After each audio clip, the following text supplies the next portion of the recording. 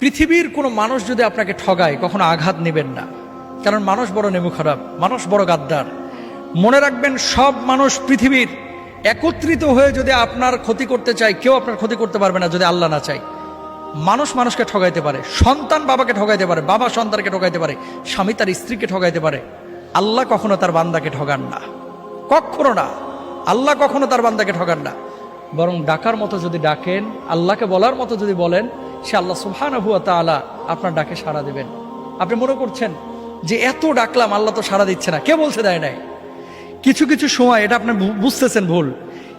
একটা সময় ধরেন, আপনি যখন আপনার বয়স 7 বছর 8 বছর ছিল, 5টা টাকা পাইলে মনে করতেন লাইফের এটাই সবচেয়ে সুখের মুহূর্ত, কারণ 5 টাকা দিয়ে এখন একটা আইসক্রিম কিনে খাবো। কিন্তু ওই সময় যদি 5 কোটি টাকা আপনারা দেওয়া হতো, 5 কোটি টাকার ভর আপনি সামলাইতে পারতেন না। এই 5 কোটি টাকা আপনি কি করবেন, তাই না? আপনি কখন কোনটা আপনার জন্য প্রয়োজন এবং কোনটা কখন আপনাকে দিলে আপনি এটাকে যথাযথভাবে কাজে লাগাইতে পারবেন, এটা আপনিও জানেন না, আমিও জানি না। জানেন কে? আল্লাহ সুবহানাহু ওয়া তাআলা।